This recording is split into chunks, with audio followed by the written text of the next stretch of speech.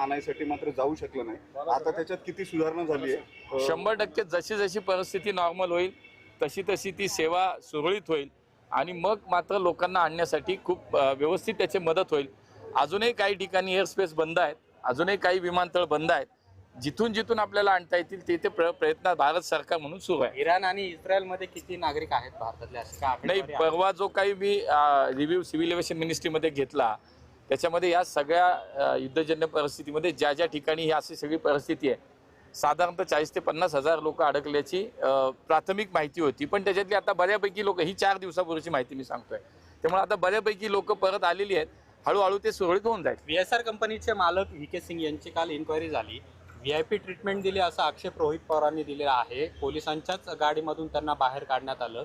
या सगळ्या चौकशीवर रोहित पवारांनी आक्षेप घेतलेला आहे। पारदर्शकपणे ही चौकशी होईल का? मला असं वाटतं की जी ती तपास यंत्रणा आपापल्या ठिकाणी आपापलं काम करते। आता कोणाचं काय मत आहे, त्यांचं ते मत आहे, त्यांनी मांडलं, मी त्याच्यावर काहीच बोलू शकणार नाही। पण मला असं वाटतं की अगदी राज्य सरकार म्हणून सुद्धा CID असेल, केंद्र सरकार म्हणून सुद्धा आमची AIB, DGCA सगळ्या यंत्रणा आपापल्या पद्धतीनं मला असं वाटतं काम करतायत। प्राथमिक अहवाल आपल्या समोर आलाय, पण मला असं वाटतं त्याच्यामध्ये शेवटी अंतिम अहवाल आल्यानंतरच काय बोलणं योग्य होईल। या युद्धाचा एक परिणाम नाही, असं होत नाही, कारण शेवटी आता प्राथमिक अहवाल जो आला त्याच्या अनुषंगानं त्याची सखोल चौकशी होईल, त्याच्या प्रत्येक छोट्या छोट्या गोष्टीचा विचार होईल, सर्व बाजूंना त्याचा तपास होईल आणि मला असं वाटतं की मग त्याच्यावरती बोलणं योग्य होईल। या चौकशांचे काही प्रोटोकॉल ठरलेले असतात, प्रत्येक वेळेस असे अपघात झाले की कशा पद्धतीने चौकशी केली जाईल।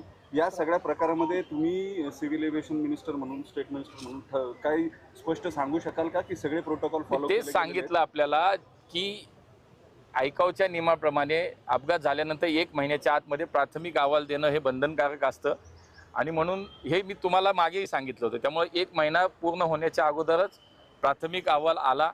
आता प्राथमिक अहवालनुसार त्याच्या अनुषंगानं या सगळ्या जे काही यंत्रणा सुद्धा बाकीच्या चौकशी करतात त्यांच्या सगळ्यांना सोबत घेऊन त्याच्यामध्ये आता अंतिम अहवाल च्या दिशेनं आता कामकाज सुरू झालं, तपास सुरू झाला आणि तेव्हा जो अहवाल येईल तेव्हा त्याच्यावरती बोलू। एक छोटा अजून व्यावसायिक गॅस जे त्याच्यामध्ये युद्धामुळे मोठा अडचण होताना दिसते। या सगळ्या आसपासच्या डेपोजमध्ये आता व्यावसायिक गॅस जो आहे, LPG असेल किंवा PNG असेल, तो देऊ नका अशा पद्धतीच्या सूचना देण्यात आलेल्या आहेत। नव्यानं काही ऑर्डर्स घेऊ नका, बुकिंग्स घेऊ नका।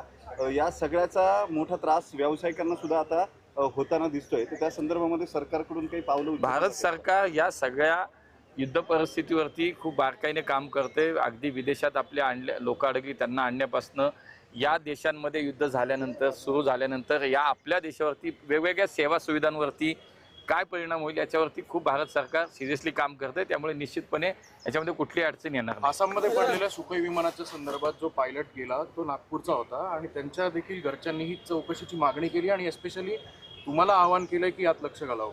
100% ज्या ज्या वेळेला असा अपघात होतोय, जिथे जिथे दुर्दैवी घटना घडतीये, प्रोटोकॉल ॲज अ प्रोटोकॉल प्रत्येक गोष्टीत, प्रत्येक विषयामध्ये त्याची तशी तपास केला जातो। 100% तो होणार। धन्यवाद। जो दुबई में अटके हुए लोग हैं उनको लाने के लिए क्या सरकार प्रयास कर रही है और अभी क्या स्थिति है? दुबई या पूरे मिडिल ईस्ट जो स्टेट्स है उसमें जो अभी स्थिति है, भारत सरकार उस पर बहुत बारीकी से उस पर काम कर रही है और वहाँ से लोगों को भारत में लाना हो